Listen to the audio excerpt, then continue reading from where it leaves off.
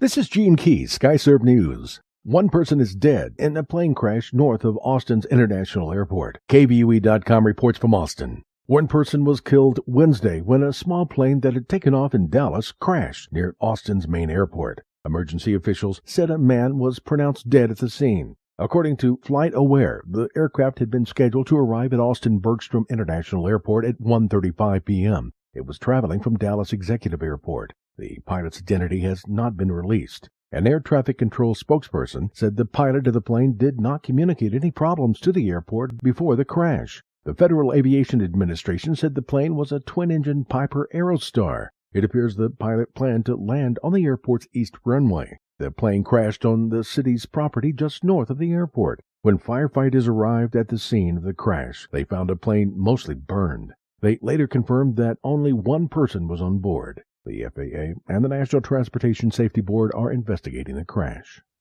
Texas executes a man who was convicted of killing his ex-wife and her brother, the Associated Press reports from Huntsville. A man convicted of gunning down his former common-law wife and her brother more than 2 decades ago in Houston was put to death by lethal injection Wednesday evening.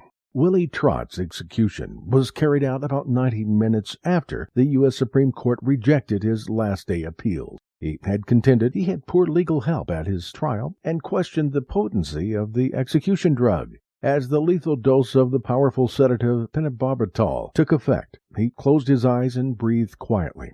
After about 8 breaths, he opened his mouth to exhale, then closed it. There was no further movement. Trott had acknowledged shooting Barbara Canada, 24, and her brother Titus Canada, 28, at their parents' home in Houston.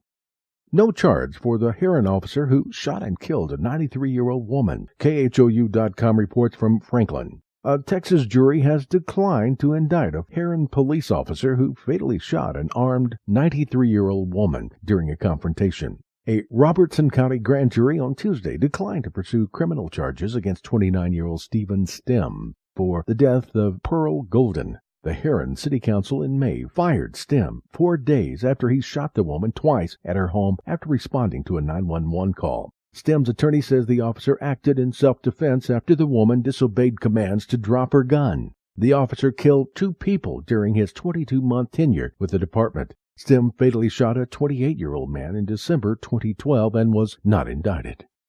This is Gene Key, Skyserve News.